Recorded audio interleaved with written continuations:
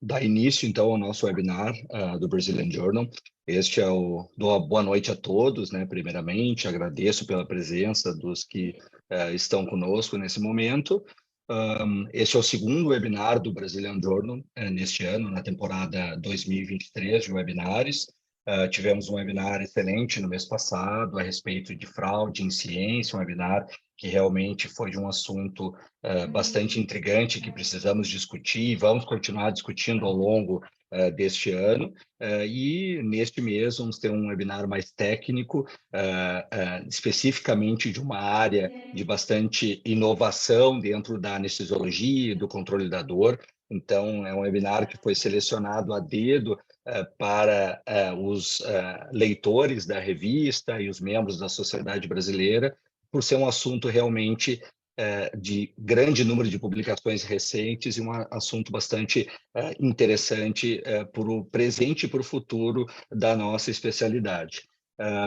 Eu gostaria de informá-los também que nosso webinar é traduzido em tempo real à língua inglesa, justamente para termos um alcance maior em outros países dessa atividade, e essa atividade ela fica gravada e é depois compartilhada nas nossas redes, no YouTube, com vocês. Então, todos os webinars que foram realizados desde o início dessas atividades, ainda durante a pandemia, até o momento, eles são gravados e são compartilhados nas nossas redes. Então, convido a todos aqueles que não puderem participar de toda essa atividade em tempo real, ao vivo, depois acessarem as nossas redes, seguirem, curtirem os nossos compartilhamentos e compartilharem, né, com os seus colegas essas atividades que são realmente muito interessantes, né, e que temos recebido um feedback bem positivo dos colegas, né?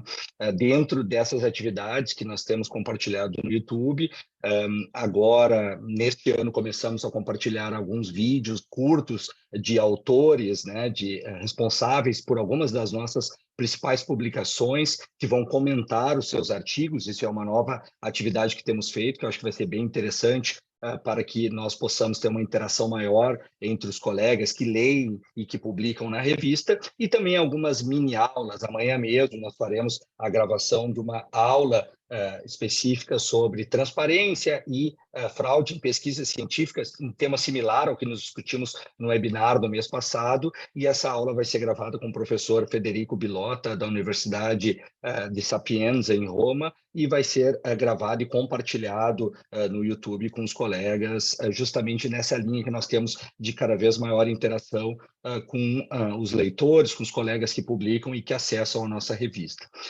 Então, já dando início ao nosso webinar, no encontro de hoje, teremos a presença do professor Jairo Alberto dos Sansaria, graduado em Medicina pela Universidade de Los Angeles, na Colômbia, é especialista no tratamento da dor e medicina paliativa pela Universidade Federal do Rio Grande do Sul e pelo Hospital de Clínicas de Porto Alegre.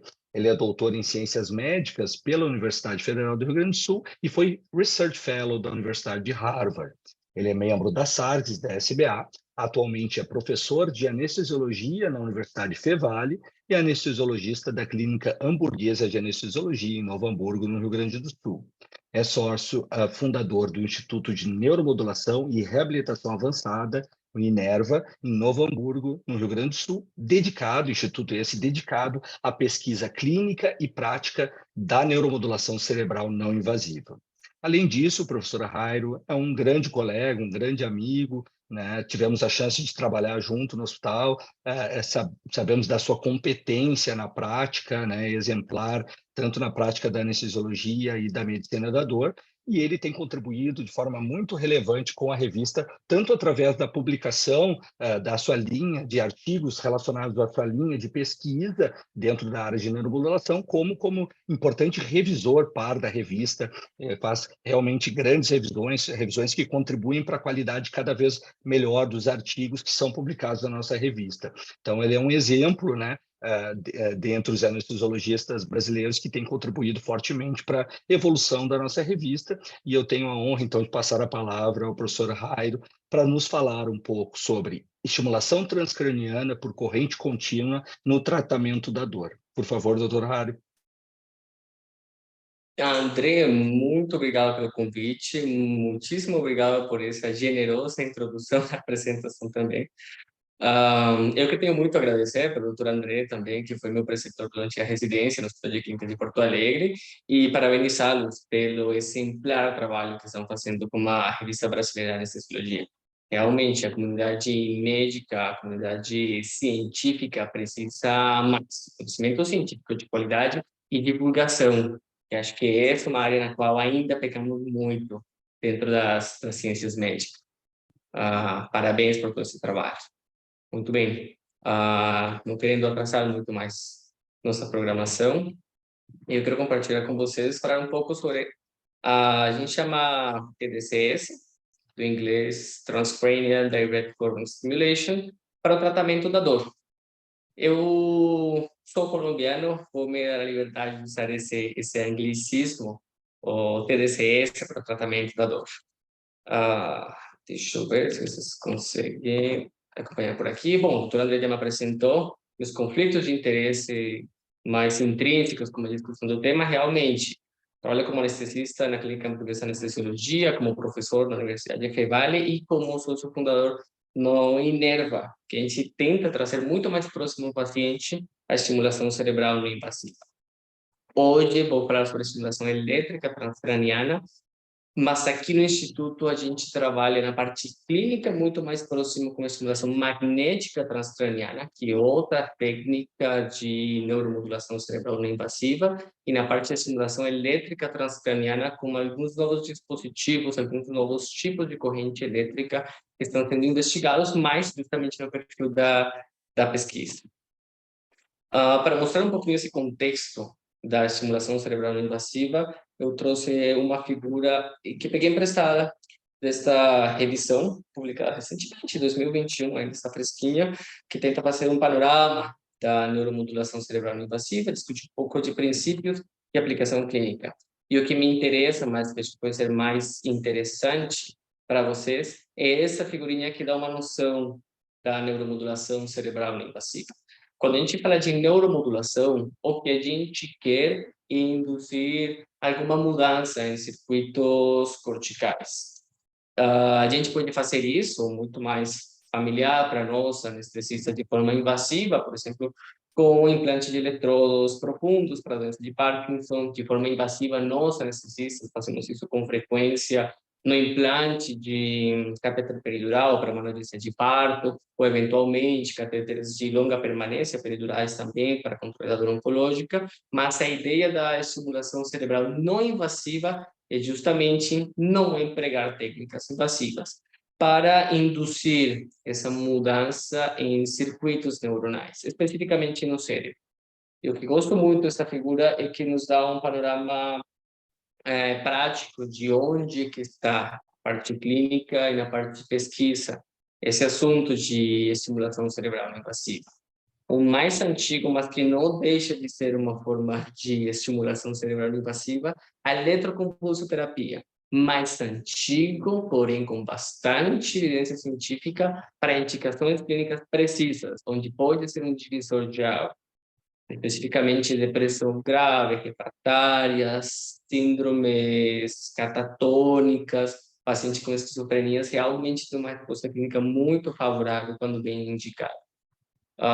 Por temas artísticos, talvez, porque essa veia artística, novela, gosta de mostrar um cenário muito dramático, como a eletroconvulsoterapia é bem impopular no dia a dia. Mas, com um olhar clínico, objetivo, tem um papel com bom embasamento científico relevante em condutas terapêuticas vigentes.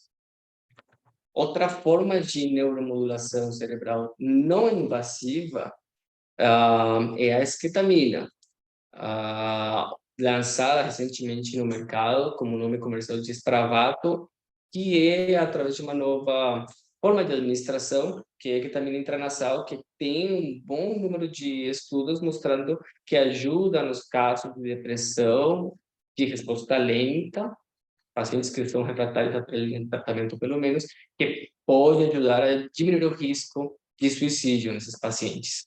E já muito mais próximo do nosso tema de hoje, estão as técnicas de estimulação transcraniana com magnetismo, a estimulação magnética transcraniana, esta estimulação elétrica transcraniana, que a gente vai conversar um pouco hoje, essa também é a estimulação transcraniana com ultrassom, que é provavelmente o bracinho mais novo da neuromodulação cerebral não invasiva.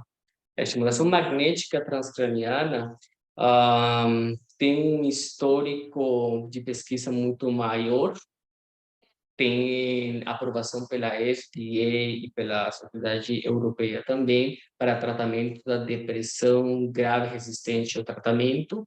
Tem aprovação, a estimulação magnética transcraniana para transtorno obsessivo compulsivo, para facilitar a cessação do fumo, para facilitar também a cessação do uso de substâncias químicas, especificamente de álcool, e para outro número de indicações neuropsiquiátricas. E a estimulação elétrica transcraniana, que vamos conversar hoje, na verdade existem vários tipos também, porque corrente elétrica a gente pode entregar de várias formas. A gente pode entregar de forma contínua, a gente pode entregar corrente alternante também, a gente pode entregar ruído branco, ou dependendo de a gente colocar os eletrodos que entregam na corrente, a gente pode estimular nervo vago também.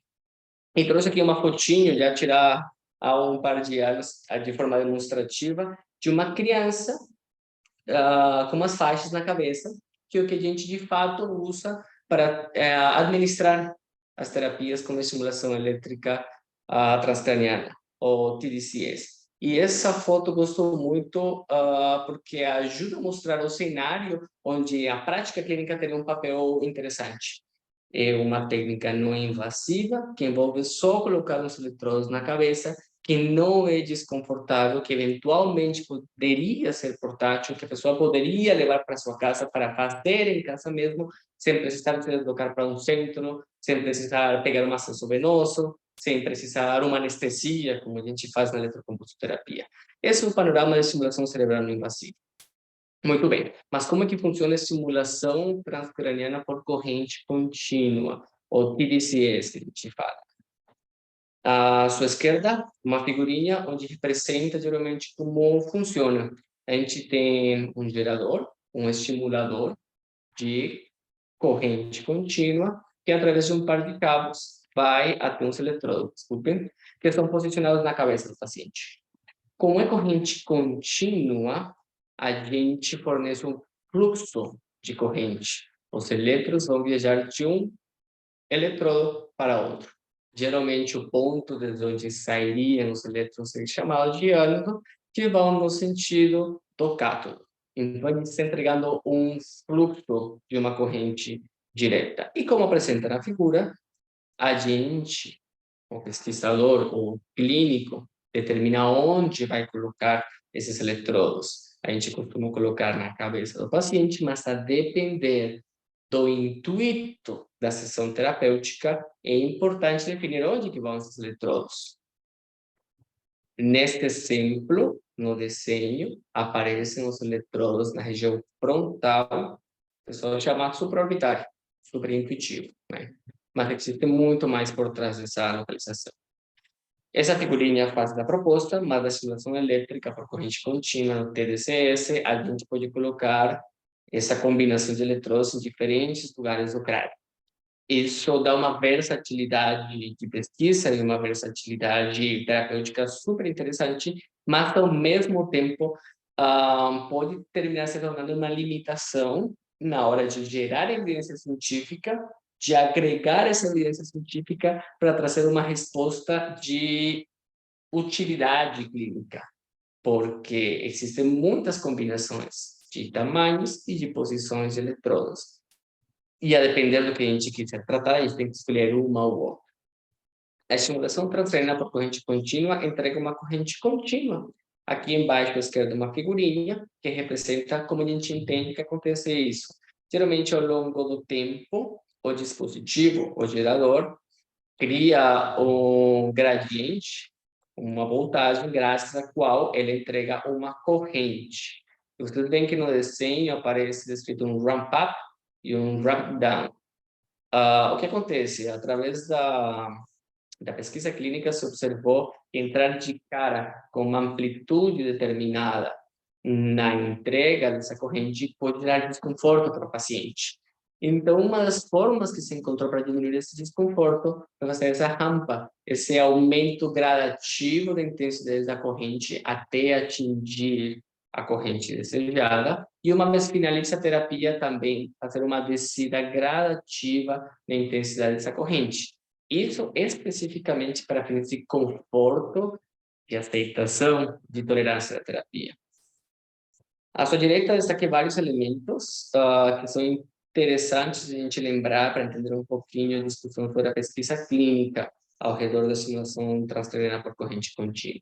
Aí estamos falando de corrente elétrica direta, corrente contínua. Eu destaco isso porque existem pesquisas bem mais recentes com estimulação alterna também, com estimulação pulsátil, pulsos de correntes numa corrente contínua, com ruído branco, que envolve amplitudes oscilatórias, a frequências também randomizadas ou randômicas, que o pessoal descreve como ruído branco, que tem também o potencial de ter um efeito terapêutico.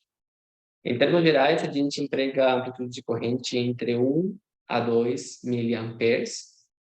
Acima de 2 miliamperes, de cara, não costuma ser bem tolerado e pode ter efeitos clínicos contrários aos que a gente deseja. E, como já mencionei, depende de onde a gente coloca os eletrodos. O efeito clínico desejado depende da colocação dos eletrodos. Tanto o adequado contato para não perder energia na transição entre eletrodo e couro cabeludo, quanto da localização no escalpo que a gente determinar para esses eletrodos.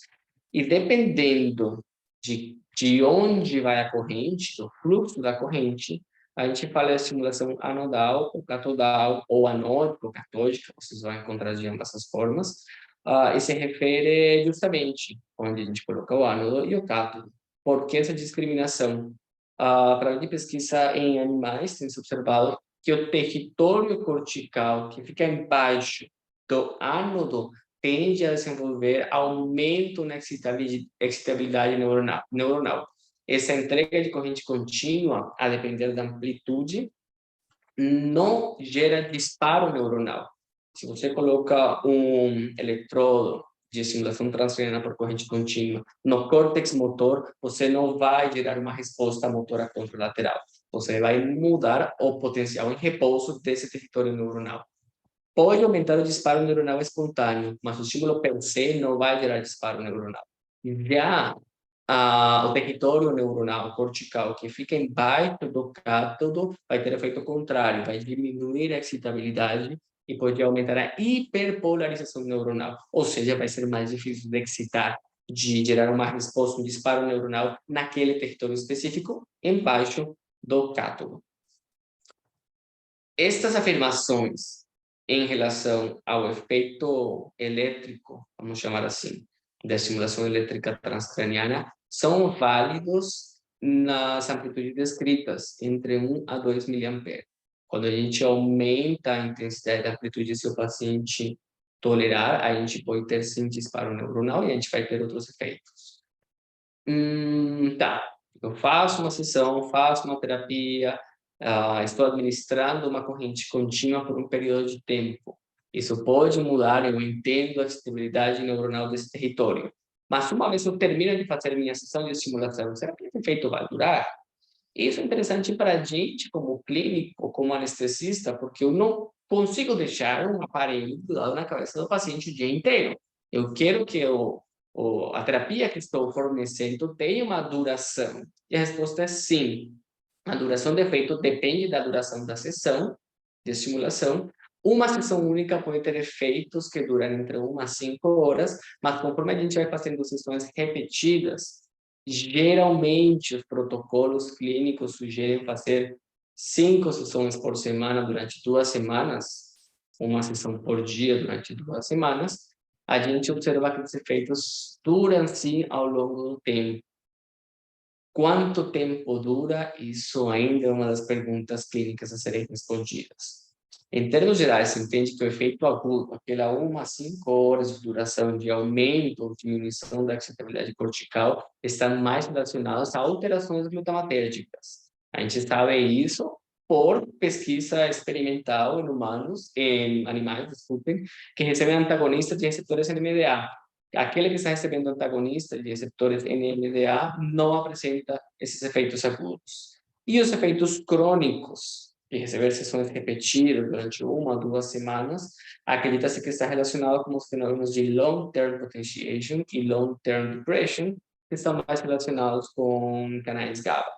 Isto é interessante, pois na prática clínica, paciente que tem uma alteração neurológica ou psiquiátrica frequentemente está tomando uma bela lista de medicamentos que com frequência tem mediação, nos mecanismos de ação, pelos receptores NMDA e receptores GABA.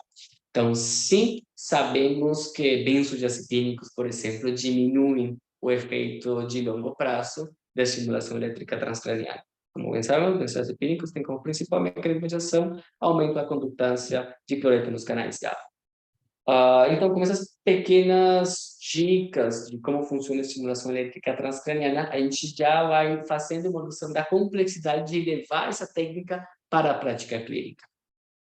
Sessões muito longas. O que é muito longo? Mais de 30 minutos. Geralmente, uma sessão de estimulação elétrica transcraniana se faz durante 20 a 30 minutos. Ou aquelas com uma intensidade maior, a discutida, podem ter efeito contrário. A gente faz as coisas querendo um efeito clínico, mas os protocolos que fogem essa regra podem ter efeitos contrários. Tá, muito bem, na teoria é bonito isso, mas será que uma correntinha no couro cabeludo é capaz de chegar até o córtex para induzir mudanças relevantes no comportamento humano? A resposta é sim. A gente tem a evidência clínica de alterações em comportamento através de escalas que a gente aplica tanto na prática clínica quanto na pesquisa clínica. A gente pode observar, a depender do protocolo, a depender do local da estimulação, alterações em escalas de ansiedade, depressão, de dor, como a gente vai ver hoje. Mas, além disso, temos a simulação e a representação visual, eu sou muito visual pelo menos, de como acontece a distribuição da corrente elétrica contínua entre cabelo, couro cabeludo, celular subcutâneo, calota craniana, dura mater, líquor, até o córtex. Essas representações bonitas, o pessoal costuma chamar de simulação de elementos contínuos. E em vermelho vemos como essa simulação sugere que a corrente é capaz de chegar até essas regiões superficiais do córtex humano. Então, sim, temos pesquisa em animais que colocam microeletrodos no córtex dos bichinhos, temos simulação de elementos contínuos, insinuando até onde a corrente poderia chegar, e temos também a resposta clínica e a resposta com testes psicométricos que confirmam que esse choquezinho, essa corrente de leve na cabeça dos pacientes é capaz de induzir essas mudanças relevantes em excitabilidade cortical e em comportamento também. Como fisicamente, para quem nunca viu, porque tem algumas fotinhas de dispositivos comerciais disponíveis, diferentes marcas, não tenho conflito de interesse com nenhuma das marcas aqui expostas, mas só para vocês terem uma noção, visualizar o grau de complexidade que a gente pode ter nesses dispositivos. Existem dispositivos aparentemente simples, só com uma valvulinha análoga, de girar para aumentar ou diminuir a corrente. Existem dispositivos como os que a gente costuma usar na pesquisa, que tem pouquíssima disponibilidade de informação para o usuário, justamente para facilitar o cegamento ou blinding nas pesquisas clínicas, mas através dos quais a gente pode determinar a característica da rampa, o ramp-up, a intensidade da corrente que a gente quer oferecer, a duração de cada sessão, e a gente pode cegar para quem está fazendo a sessão de simulação elétrica transcraniana no contexto da pesquisa, para justamente facilitar o blinding. Existem dispositivos bem mais elaborados, onde a gente pode inserir mais parâmetros, alterar as características da corrente. Existem dispositivos touchscreen que podem facilitar para o usuário. Existem algumas propostas de toucas pré-moldadas, pré-fabricadas para facilitar a colocação dos eletrodos, pois existem até um pesquisador que foi meu orientador do doutorado, que, com a ajuda da equipe do Hospital de Clínicas de Porto Alegre, desenvolveu um aparelho de estimulação elétrica transcraniana e touca para administrar a terapia em casa para os pacientes. Se chama TDCS at Home, autoexplicativo. Então, vejam que se trata de um dispositivo, a princípio, que pode ser muito simplificado, com o intuito de facilitar a aplicação das terapias, mas que ainda depende da correta colocação, correto posicionamento dos eletrodos na cabeça. E o que são as coisas que a gente coloca na cabeça? São eletrodos, como aqueles que a gente está familiarizado na monitorização da cardioscopia, do eletrocardiograma contínuo na anestesia, mas para facilitar a condução da corrente, eles geralmente são depositados dentro de um envelope de esponja, uma esponja limpa que é embebida em soro fisiológico, em solução salina normal. Existem vários testes com diferentes materiais, com gel, com cloreto de sódio em concentrações maiores, mas o comum consenso, a prática mais habitual, os protocolos mais frequentemente aplicados na pesquisa clínica e os que estão levando para a prática clínica terminam usando soro fisiológico, pela ampla disponibilidade, pela facilidade para consegui-lo e pela eficiência na condução da corrente elétrica. Tá, e por que não colocamos só eletrodos autoadesivos, como os que a gente usa na anestesia? Como vocês podem apreciar nesta figurinha, no meio, no centro superior, às vezes a colocação de eletrodos envolve o posicionamento em locais, para quem ainda tem cabelo, onde existe cabelo, e o cabelo é um bom isolante da condução da corrente elétrica. Então, essa colocação bem próxima ao couro cabeludo com o soro fisiológico diminui a impedância, facilita a condução da corrente para conseguir entregar justamente a corrente que a gente deseja. É interessante comentar, agora que a gente fala de impedância, esses dispositivos todos também têm um controle da resistência, da impedância, para tentar diminuir o risco de lesões, para tentar garantir que a gente está oferecendo, que a gente está entregando a amplitude da corrente programada pelo clínico ou pelo pesquisador. Quando a gente tem perda na entrega dessa corrente, pode haver aumento da temperatura, pode existir lesões também, e não ter efeito terapêutico desejado. Então, são esses detalhes que são fundamentais, né, para definir o sucesso ou não da pesquisa clínica ou da terapia clínica que se pretende fornecer. Tá, mas a gente viu nas imagens, na simulação, que a corrente elétrica contínua mal é capaz de chegar nos territórios corticais mais expostos ao couro cabeludo. E a gente tem muita massa encefálica por baixo. Como que essa corrente aparentemente superficial poderia ser capaz de modular processos de dor? As hipóteses geradas para explicar essa resposta clínica dependem muito do entendimento dos componentes da neuromatriz da dor. No processamento da nocicepção e na experiência dolorosa, sabemos que existem vários sistemas do sistema nervoso central e periférico especificamente desenvolvidos para a percepção de dor. Se chama o sistema nociceptivo, propriamente. E vindo diretamente para o encéfalo, se entra na discussão de processo nociceptivo periférico, eu quero destacar algumas regiões corticais que estão intimamente ligadas com essa experiência dolorosa, que estão representadas nessa figura.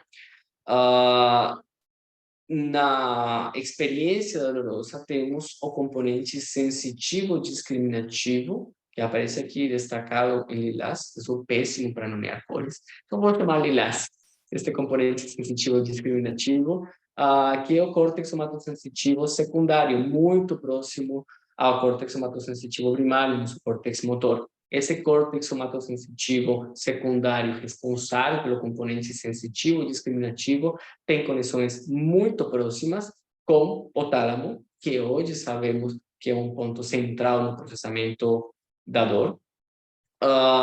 E na parte do componente afetivo da dor, temos regiões corticais muito facilmente acessáveis pela estimulação transcraniana, tanto magnética quanto elétrica, que é o córtex frontal, especificamente o córtex pré-frontal. Vocês vão ver, vou mostrar para vocês um pouquinho mais à frente, que muitos dos protocolos, tanto para dor quanto para alterações neuropsiquiátricas, como depressão, focam seus esforços no córtex pré-frontal, geralmente dorso lateral pré-frontal esquerdo, que fica de fácil inferência através de mensurações no crânio do paciente. O córtex pré-frontal, reparem, tem conexões íntimas com ínsula, com córtex cingulado anterior, com amígdala, e esses, na sua vez, com hipocampo, com tálamo, com mesencéfalo.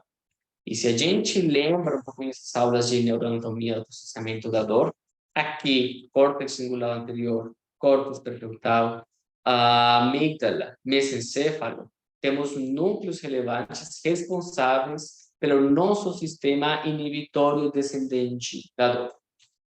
Então, provavelmente, a estimulação transcraniana por corrente contínua e as técnicas de neuromodulação cerebral não invasiva ajudam no tratamento da dor, pela modulação no sistema sensitivo discriminativo e pelo estímulo do sistema inibitório descendente da dor.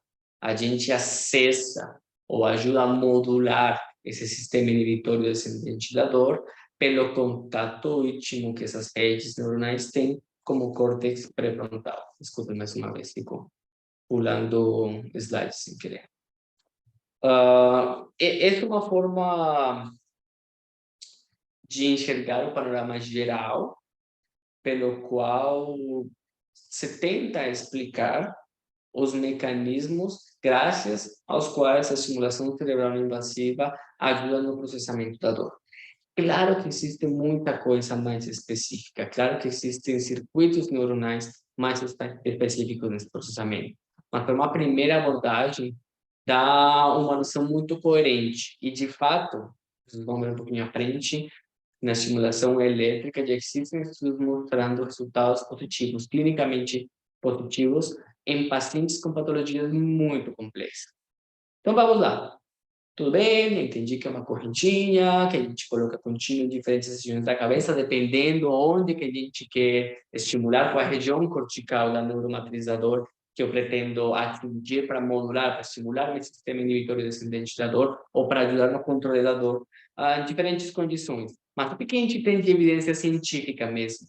Aqui, uma das grandes contribuições do Brasileiro Journal of Anesthesia, essa divulgação de pesquisa clínica de qualidade, porque sabemos que existe muita literatura, existe muita descrição, muita documentação de experiências clínicas ou de pesquisas clínicas, mas o que a gente tem de mais robusto, de mais objetivo?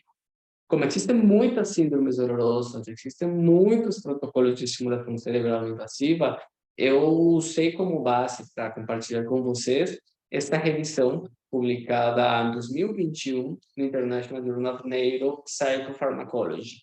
Alguns dos autores eu conheço pessoalmente e aproveito para destacar. Os brasileiros no mundo têm tido uma força motora muito importante na pesquisa e desenvolvimento da estimulação cerebral não invasiva, não só estimulação elétrica transcraniana, como estimulação magnética transcraniana. Conheço pessoalmente o principal autor, o primeiro autor dessa revisão, que é o professor Felipe Fregni. O professor Felipe Fregni é um brasileiro paulista que hoje mora nos Estados Unidos e ele é professor de Harvard Medical School e ele é um dos principais pesquisadores na área de estimulação elétrica transcraniana. Sandra Carvalho e Jorge Leite são pesquisadores de Portugal que também trabalham na área, Marcelo Simes, brasileiro também. O professor Volney Calvo, que é professor pesquisador do Hospital de Clínicas de Porto Alegre, mais uma vez meu orientador do doutorado. O professor André Brunoni, também paulista, um dos maiores pesquisadores da neuromodulação cerebral não invasiva no tratamento da depressão de resposta lenta ou depressão refratária, que chamavam anteriormente, que fazem parte de um grupo de pesquisa de neuromodulação. Claro, se trata de uma revisão eles descrevem como a produção de diretrizes com base em evidência e meta-análise secundária. Então, se trata de uma revisão meta-analítica com o intuito de produzir, de gerar diretrizes com base em evidência do uso da estimulação elétrica transcraniana em condições neurológicas e transtornos psiquiátricos. Eu trouxe para vocês só a parte dedicada a qual seria a sugestão deles do uso da estimulação elétrica transcraniana na parte da dor.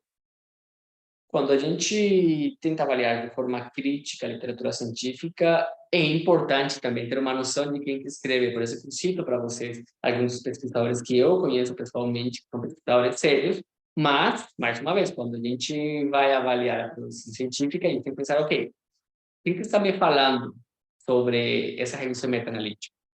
É o pesquisador cujo trabalho se centra nessa linha de pesquisa que a gente sabe, somos seres humanos, provavelmente vai ter um viés, por inconsciente que seja, de favorecer aquela técnica. A gente tem que ter um olhar crítico.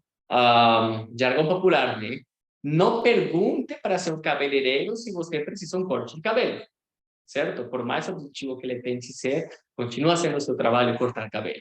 Então, você sabe que ele vai ter um viés para favorecer o corte de cabelo. Por mais que sejam pesquisadores ótimos, conheço pessoalmente, pesquisadores sérios, dedicados, que gostam muito da área de neuromodulação cerebral invasiva, a gente tem que manter um olhar crítico. Muito bem, então vamos lá. O que os pesquisadores concluíram? Que, a princípio, a proposta deles é ser uma diretriz de uso clínico de estimulação cerebral invasiva.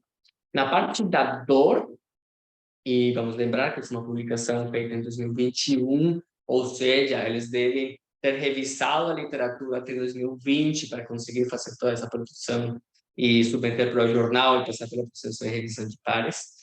Até 2020, o que eles acharam de ensaios clínicos randomizados de qualidade, com mais de 10 sessões de estimulação cerebral invasiva por corrente contínua nas condições citadas aqui, é que eles são favoráveis, eles recomendariam a estimulação cerebral invasiva com corrente contínua, anodal, no M1, no córtex motor primário, para dor neuropática. Recomendariam também a estimulação anodal, no córtex motor primário, M1, para fibromialgia. Recomendariam também a mesma montagem anodal, no córtex motor primário, para enxaqueca. Não faço nenhuma recomendação para a myofascial pain syndrome, para a síndrome dolorosa miofascial, por não ter evidência científica suficiente.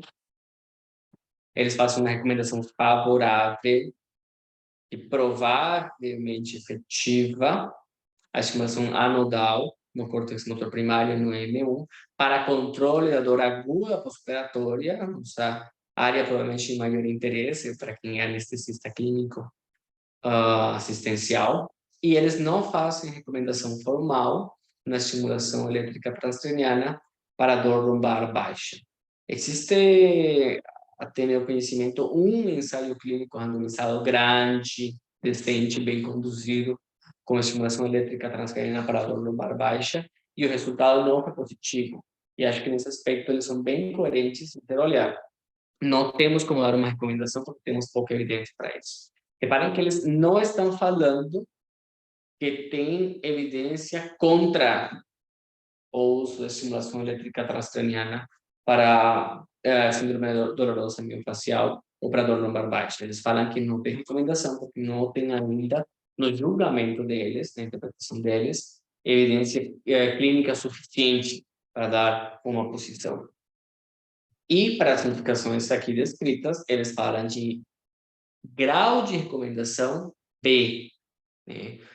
Lembrar, tentar discernir, uma coisa é grau de evidência e outra coisa é o grau de recomendação. Então, como eles têm alguns ensaios clínicos randomizados, cegos, que eles avaliaram de qualidade metodológica relevante com baixo viés, eles recomendariam a estimulação elétrica transcraniana nessas indicações que eu tomei a liberdade de marcar aqui em verde. Quando a gente dá uma olhada aos pool effect size, os tamanhos dos efeitos agrupados, a gente vê que para algumas indicações aparecem tamanhos de efeitos bem interessantes, algumas bem próximas do zero, a neutralidade também, o que já deve fazer a gente abrir um pouco o olho.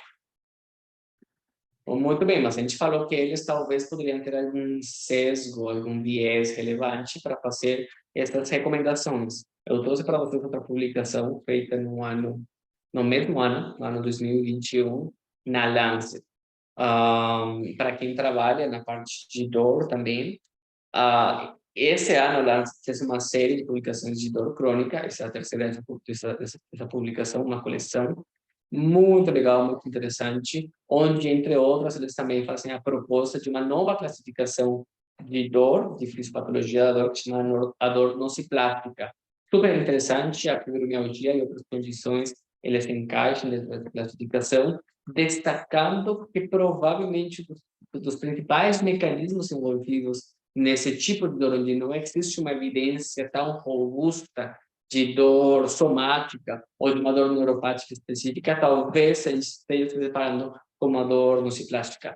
Mas o que isso tem a ver com a estimulação transcraniana? Eles, autores da Lancet, completamente independente da pesquisa específica em neuromodulação cerebral não invasiva, eles, de fato, os autores trabalham muito mais com estimulação invasiva, como implante de estimuladores medulares. Eles também colocam na revisão que eles fizeram para tratar de definir o que servia, o que funcionava para a dor crônica em geral, citam a estimulação transcraniana por corrente contínua no seu olhar, no seu julgamento, a literatura científica disponível, como favorável para tratar fibromialgia e dor neuropática. Voltando com aquela edição e guideline proposta pelos pesquisadores em neuromodulação, incluindo o professor Felipe Fregni, eu me tomei a liberdade de ir atrás de um material suplementário produzido por eles mesmos para chegar às conclusões que eles trouxeram para a gente. E aqui, um dos pontos, não que eu ache que tire alguma validade das conclusões ou das sugerências, das sugestões que eles trouxeram, mas para a gente ficar atentos como clínicos, como intérpretes da literatura científica, eles divulgam aqui um forest plot, que é uma forma de analisar a informação quando a gente faz uma revisão meta-analítica. Não sei se vocês estão muito familiarizados. Quando não existe um efeito, ou a interpretação do tamanho do efeito da intervenção estudada vai cair aqui no zero, e seu intervalo de confiança também, provavelmente. Quando se observa um efeito, a média do tamanho do efeito estudado vai cair nessa figura à esquerda do zero, favorável ao TDCS. Quando o efeito é contrário ao efeito estudado, terapêutico, o tamanho do efeito vai cair à direita dessa linha do zero. Isso é uma forma muito grosseira de abreviar a interpretação desse forest plot. E observem que a média desse tamanho do efeito na interpretação desses autores cai do lado esquerdo da figura, favorecendo a estimulação transcraniana por corrente contínua. Mas reparem o peso dos estudos envolvidos, a maioria deles possui um tamanho de efeito cujo intervalo de confiança atravessa o zero, que seria não ter efeito, o que é, no mínimo, questionável. E tem um estudo do autor principal dessa diretriz, desse guideline, que puxa essa média muito favorável ao TDCS. Então, se a gente for julgar uma intervenção só pelo pool effect size, dessa interpretação, olhando esse forest plot, eu ficaria na dúvida, não ficaria tão convencido.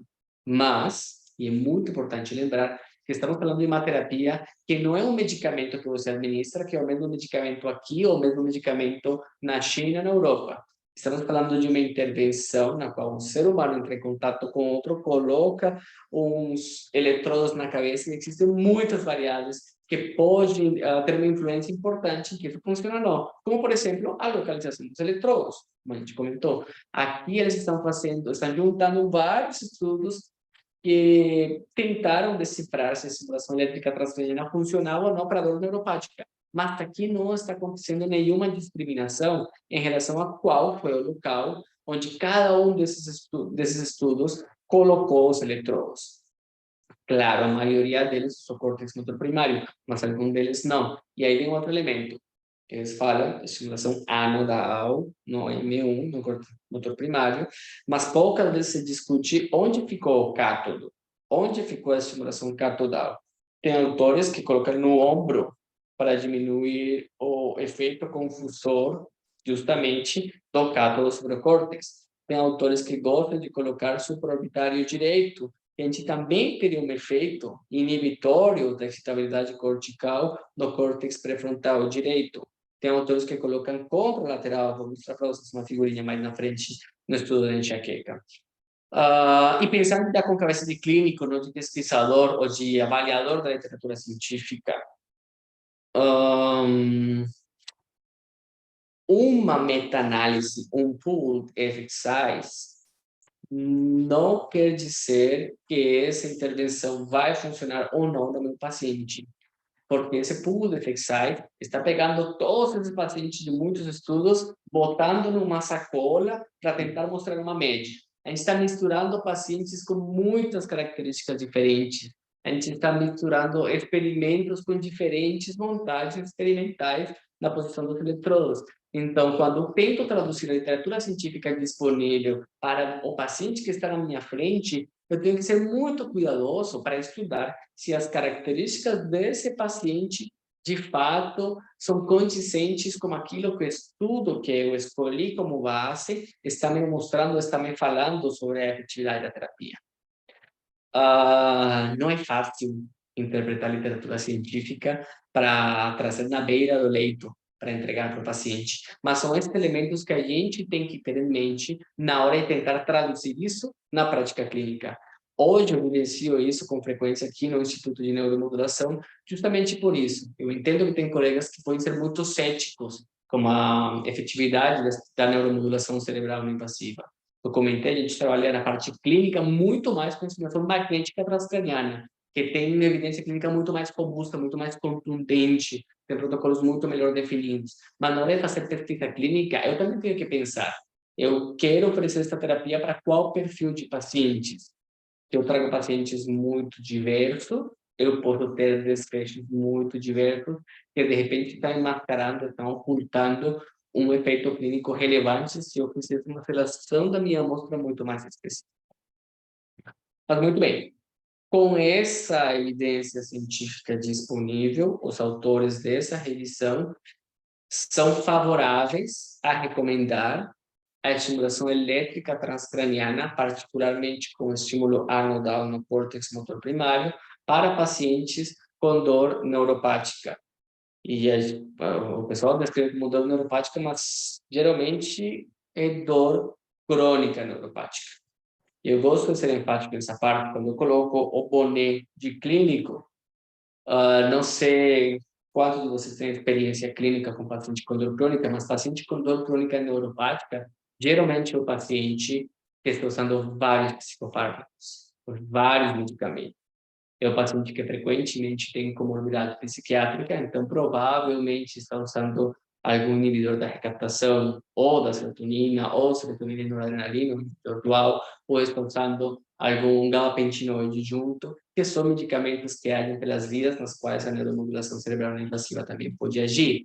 São pacientes que consultam e até chegam na pesquisa clínica com dores crônicas contra as quais estão lutando há muitos anos. Então, um paciente que você já tentou muitas coisas, que continua com dor, aparecer uma terapia sem interação farmacológica com esses medicamentos, que possa acrescentar um pouquinho de tamanho de efeito, um pouquinho mais de controle da dor, para um paciente que está sofrendo com isso há muito tempo, que não tolera mais nenhum medicamento, pode ser uma terapia que vai mudar a vida dessa pessoa.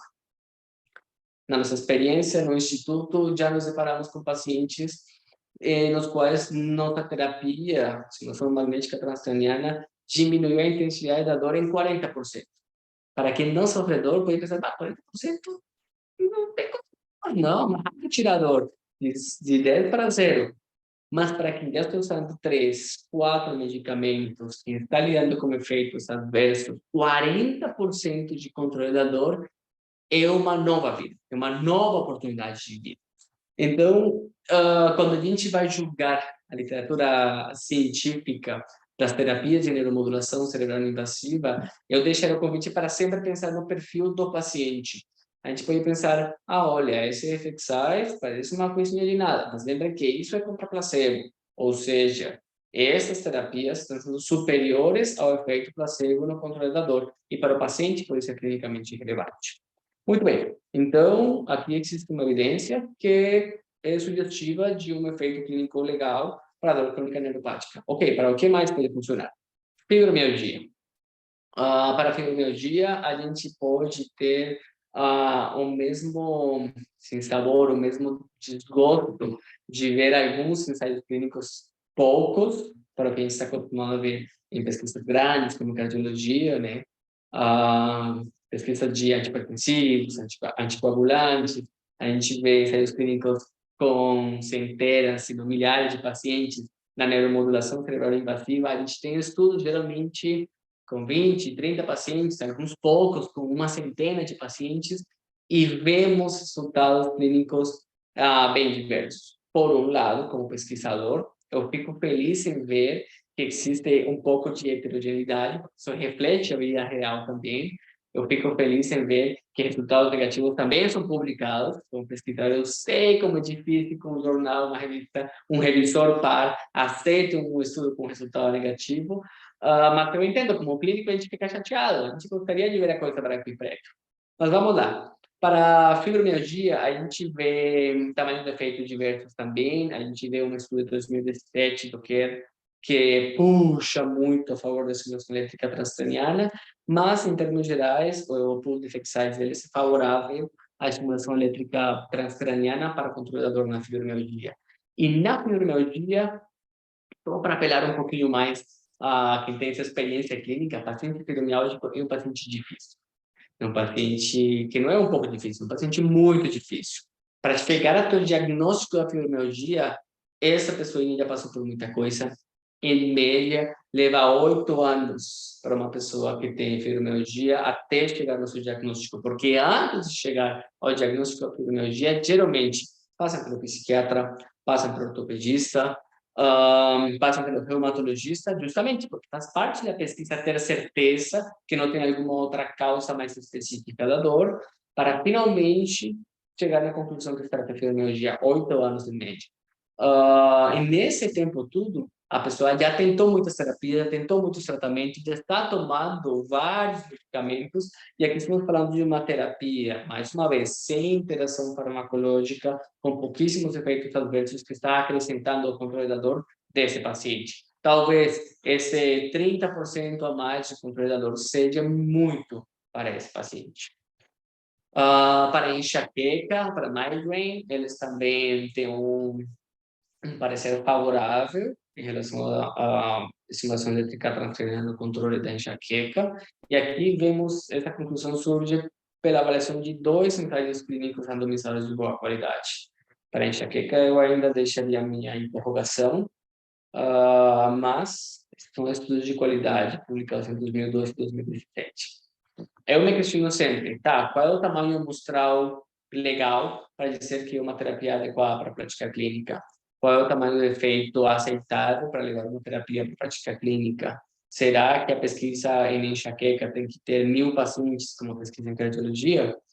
Essas respostas provavelmente não existam com uma contundência, com um olhar categórico, né? Mas, na interpretação dos autores, a estimulação transcraniana por corrente contínua poderia ser indicada para enxaqueca. E qual dos protocolos para enxaqueca? E trouxe essa figurinha mais para cutucar um pouquinho a curiosidade de vocês. Vejam bem, esse estudo se deu ao trabalho de olhar pesquisa por pesquisa e representar quais são as montagens experimentais para ver se a estimulação elétrica transcraniana funcionava para enxaqueca, e vejam, existem todo esse tipo de possibilidades de montagens experimentais. Então, aí que a gente entende porque é tão difícil também julgar a evidência científica da estimulação elétrica transcraniana para tratamento de enxaqueca, porque cada pesquisador está procurando um protocolo que ele acha melhor. Então, para o clínico que vai levar isso para o seu paciente, tem que se perguntar muito bem: será que não existe essa terapia? Será que realmente a estimulação elétrica transcraniana é adequada? Qual das montagens é adequada para o paciente? Só para reforçar, esse estudo nos diz, olha, o que influencia? Onde coloca os eletrodos, qual o tamanho dos eletrodos, qual a corrente que você vai colocar, quanto tempo vai fazer a terapia, qual o tipo de patologia que você quer tratar e quais medicamentos o paciente está usando que podem atrapalhar o efeito da estimulação elétrica transcraniana. Esse estudo, para fazer a curiosidade, concluiu que tanto a estimulação anodal quanto catodal funciona para enxaqueca, mas ainda não há consenso qual é melhor, se a estimulação anodal ou a estimulação catodal. Muito bem, e para o anestesista, que está muito mais próximo, dor aguda pós-operatória, estimulação elétrica transcraniana, aqui temos um comportamento de um forest plot muito mais homogêneo, né? Temos só 3 estudos, mas a conclusão deles no pool de effect size também é favorável à estimulação elétrica transcraniana. Eu, pessoalmente, estou escrevendo um protocolo de pesquisa de estimulação elétrica transcraniana para controle da dor pós-operatória de artroplastia total de joelho, e revisando a literatura, tem 3 estudos que já têm resultados positivos, favoráveis, que demonstraram diminuir o consumo de opioides no pós-operatório da artroplastia total do joelho, mas o bizarro é que o que deu certo não foi o estímulo anodal no córtex motor primário, foi o estímulo anodal no dorso lateral pré-frontal, uma coisa que foge um pouco a regra do resto dos estudos que a gente viu aqui. E durante meu doutorado, tive a oportunidade de trabalhar perto de um colega anestesista que fez pesquisa com estimulação elétrica transcraniana também, para diminuir o consumo de opioide no pós-operatório de cirurgia de hálux valgus, o Dr. Hugo Ribeiro.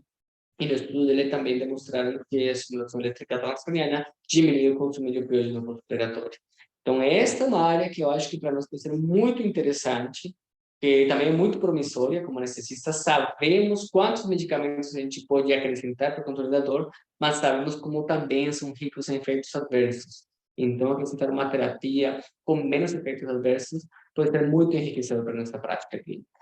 E trouxe para vocês uma última indicação que não foi citada pelos pesquisadores na revisão previamente comentada, mas que acho que também é super interessante pela dificuldade de controle desses pacientes e a estimulação transcraniana por corrente direta, contínua, para controle da dor do membro fantasma.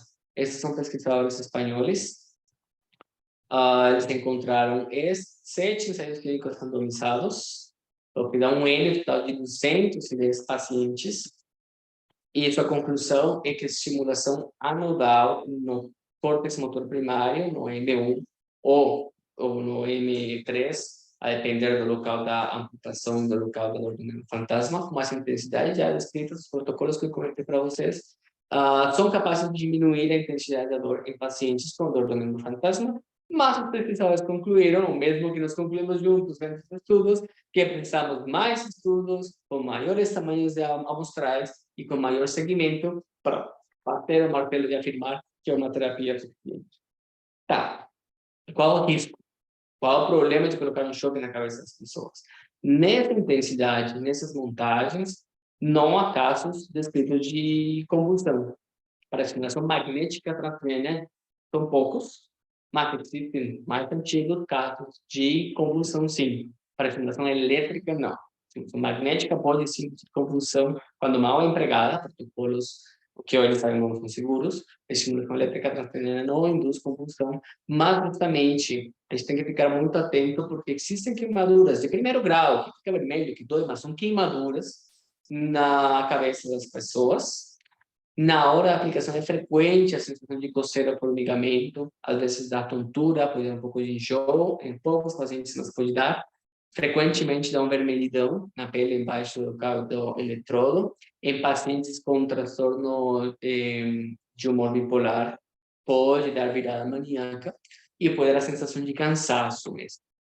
Em quem que eu não posso fazer? Em paciente que tem alteração relevante da anatomia, pois para colocar os eletrodos a gente usa como princípio a medida do crânio, o mesmo princípio que a gente usa na eletroencefalografia do sistema 10-20. Então, se o paciente tem um TCG, se tem uma lobectomia, uma alteração relevante da anatomia cerebral, não é prudente fazer estimulação elétrica, pois não sei qual área de fato vou estimular. Pacientes que têm implantes metálicos intracranianos, porque pode aumentar a condução da corrente, pode aumentar a temperatura intracraniana. Aquele que tem lesões na pele, eu vou colocar o eletrodo. E lembrar sempre de usar esponjas limpas, umedecidas com soro fisiológico, para manter a condutância da corrente adequada. Então, se trata de uma terapia muito estudada para o tratamento da dor, capaz de alterar o potencial de repouso dos circuitos corticais, que é muito dependente do protocolo de estimulação, mas que é segura e que na dor tem evidência positiva, razoável para dor neuropática, fibromialgia, enxaqueca, dor do mente fantasma e dor aguda pós-operatória. Mas, para ter esses efeitos duradouros no tempo, a pessoa tem que fazer as sessões que a gente chama de indução, aquela sessão diária durante 2 semanas, pelo menos, e depois vai espaçando gradativamente, e alguns pacientes de fato não respondem. E, infelizmente, hoje não sabemos por quê. Fico aberto para esclarecer suas dúvidas, se quiserem escrever em qualquer momento, e deixo aberto o convite para quem quiser saber mais do nosso trabalho aqui no Hamburgo, no Instituto de Neuromodulação e Reabilitação Avançada, que em breve pretendemos também levar para Porto Alegre. Perfeito, Jairo, excelente apresentação, né? Espetacular, parabéns. Eu acho que realmente foi é um assunto que ainda não é do conhecimento de muitos colegas, né? Sejam anestesiologistas ou até colegas que trabalham na área da dor, e é um assunto que precisa ser abordado e é, ao meu ver, uma revolução, mesmo que ainda, né, como você demonstrou claramente, o nível de evidência ainda carece de mais estudos, né, para a gente entender direito as principais indicações da técnica, né? Mas desde que você trabalha nessa linha de pesquisa, né, eu pude acompanhar ao longo dos anos você já se dedicando a isso, as evidências foram surgindo, né, quando você iniciou com essa técnica, estudando lá na sua tese, né, ou mesmo antes da tese, nos trabalhos do professor Volney, o nível de evidência era mais baixo ainda era completamente incipiente. Eu acho que até o preconceito que alguns colegas tinham era maior. Hoje, eu já entendo como uma técnica, né, que recebe realmente o valor que merece, como uma técnica realmente que é uma alternativa de tratamento importante em vários cenários, né, com eficácia já documentada em diferentes cenários. E hoje, especificamente, você abordou a questão da dor, mas aquele gráfico inicial, né, colocando as diferentes abordagens, diferentes técnicas que podem ser implementadas, as diferentes indicações clínicas, eu acho que mostra o tamanho de onde isso pode chegar. É o caminho ainda longo que a gente tem para gerar evidência. Eu convido, né, os colegas que quiserem fazer algum questionamento, temos o item de questões e respostas aqui do Zoom, onde vocês podem postar as suas dúvidas. Eu aproveito para iniciar né, alguns questionamentos ao professor Jairo, aproveitando, né, os nossos minutos aqui pós-aula, inicialmente para questionar algo a respeito, principalmente da metodologia científica dos trabalhos, né? Especificamente para fazer o cegamento desses trabalhos, Jairo, da aplicação da técnica. Você comentou que há uma sensação de formigamento, uma sensação de prurido. Como você consegue fazer o controle para esses estudos, né? Existe alguma possibilidade maior de quebra de cegamento nesses trabalhos ou não? Esse é um ponto crítico sempre que a gente pesquisa terapias não farmacológicas, né? Seja intervencionistas ou não intervencionistas, justamente porque a gente depende desse contato humano, né? Na pesquisa clínica com a neuromodulação invasiva, existem algumas ferramentas desenvolvidas para tentar garantir esse cegamento. Na estimulação magnética existem bobinas Shan, mesmo aspecto, emitem o mesmo som. Na estimulação elétrica transcraniana, o que o pessoal costuma fazer é que tem dispositivos nos quais você pode pré-programar a sessão para ser uma sessão verdadeira ou uma sessão chão. Isso para ajudar a pessoa que está na frente do paciente não saber qual a terapia que está administrando. Essa é a forma de chegar ao terapeuta, por falar dessa forma. Existem dispositivos que você pode deixar programados só pelo número de usuário, pelo número de usuário do paciente de pesquisa clínica, ou o que o pessoal faz de uma forma mais econômica, alguém do grupo de laboratório vai, programa o dispositivo, deixa tudo montadinho, bota no envelope pardo e entrega para o terapeuta, né? Isso para o terapeuta ser cego à intervenção. E para o paciente que já foi previamente exposto, que tem uma noção que pode sentir vermelhidão, que pode sentir uma coceira, que pode ficar vermelho, o que o pessoal costuma usar é um período curto de ramp-up e ramp-down. Daí a pessoa termina recebendo um estímulo de segundos. E lá no final dos 20 minutos de estimulação, 30 minutos, mais uma vez vem um ramp-up e um ramp-down.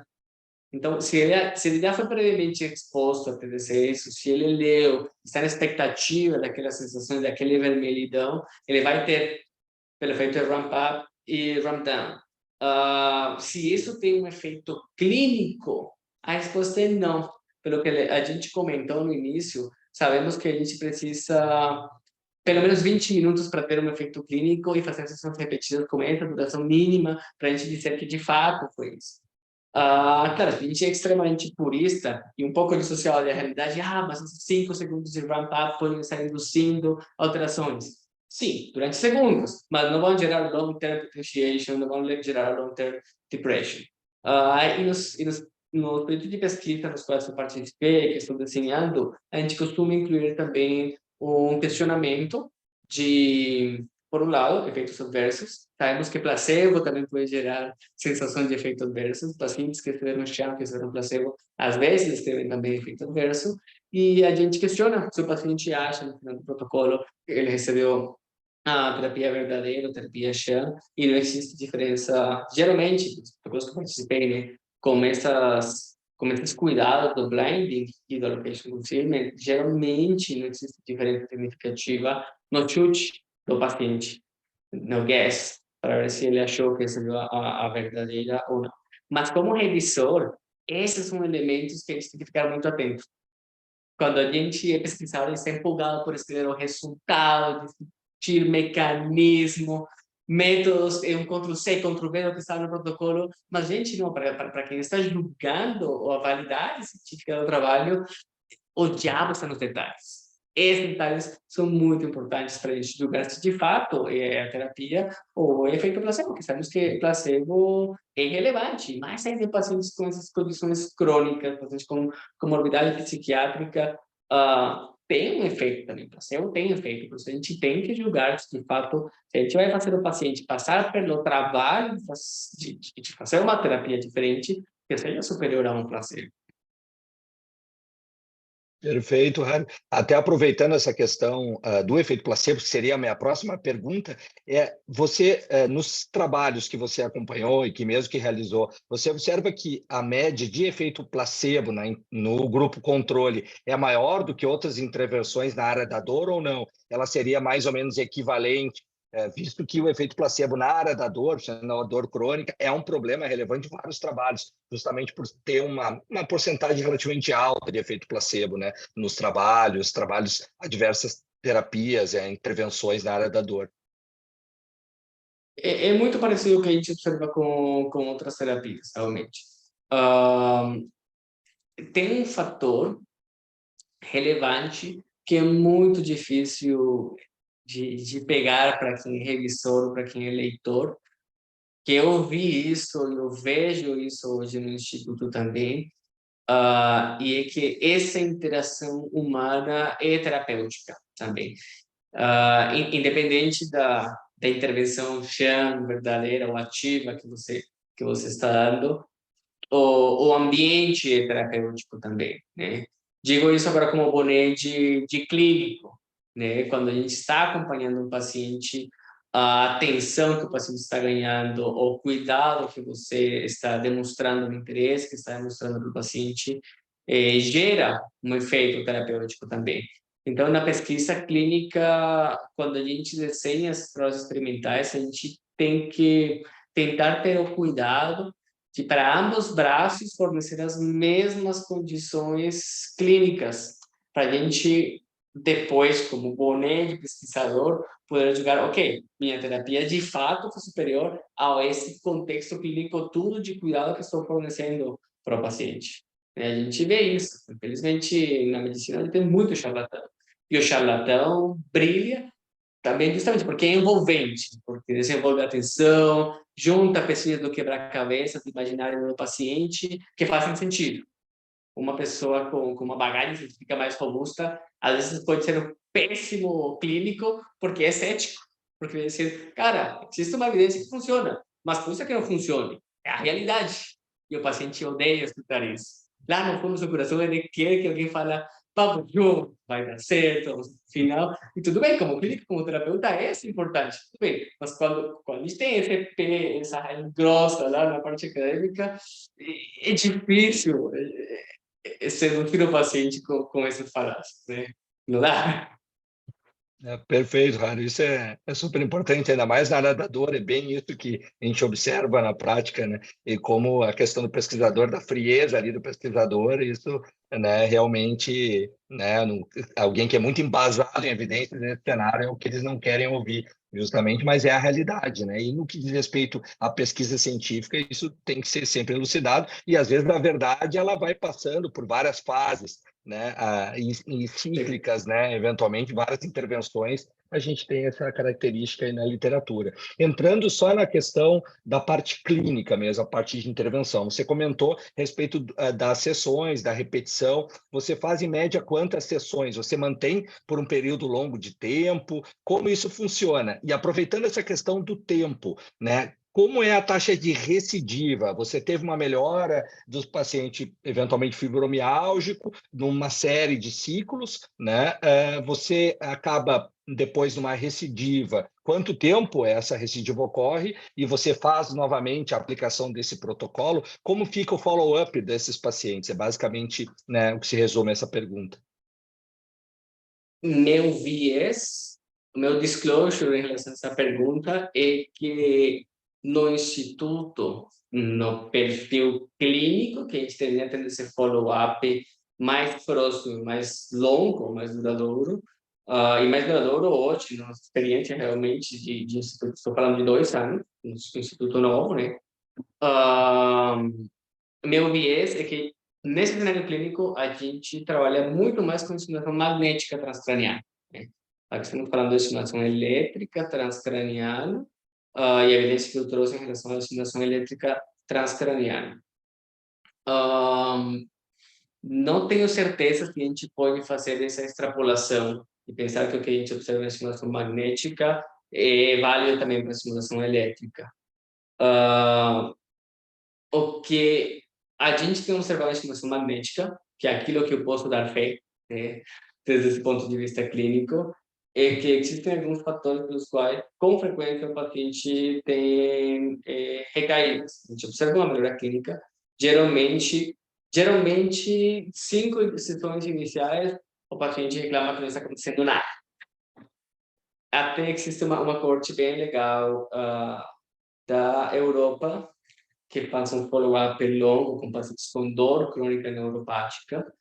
E dor crônica neuropática, pacientes dificilíssimos, pacientes com refratários a 3 linhas de tratamento farmacológicos, pacientes pós-operatórios, cirurgias que não deram certo, pacientes com dor talâmica, refratários. Eles fazem estimulação magnética transcraniana e observaram que o respondedor geralmente começa a responder a partir da 4ª, 5ª sessão. Ali você começa a resposta, ali você pode julgar, ok, esse paciente vai ter uma resposta. Até 25% dos pacientes não respondem. Definitivamente não responde. Hoje não sabemos por quê. Como se não for elétrica transcraniana, 25% não responde. E a gente tem que ser honesto com o paciente, aquele pé científico, cara, como eu expliquei, nós já com todo mundo tentamos e aqui para frente não vale a pena.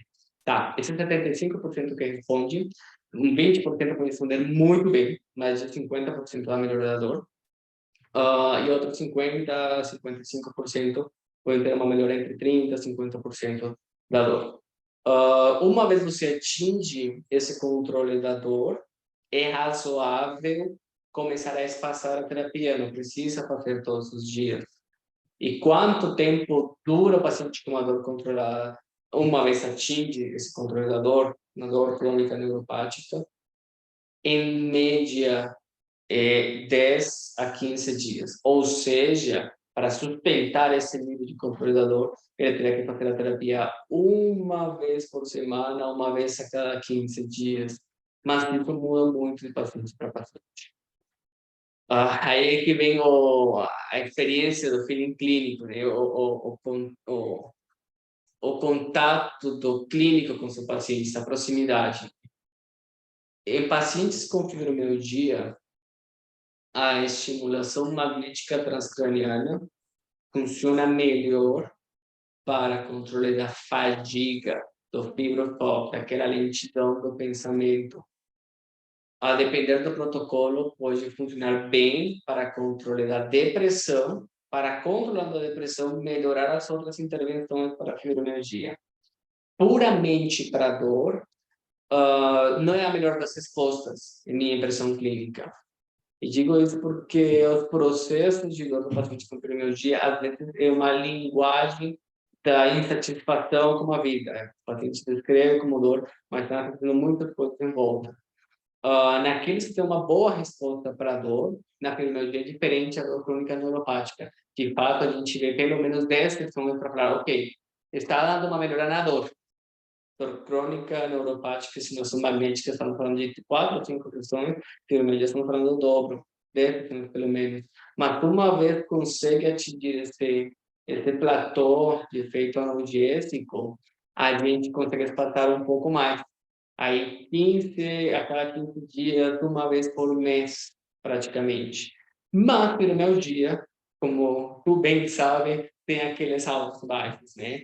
Acontece uma situação emocional Verdade. difícil, uma situação social complicada, o emocional vem que uma avalanche e parece que destruiu tudo. Mas, quando o paciente já tinha atingido um patamar de controle da dor, eles conseguem dar a volta para cima um pouco mais rápido. Mais uma vez, estamos falando de uma experiência clínica de 2 anos de existência do Instituto, e esse é palpite clínico mesmo.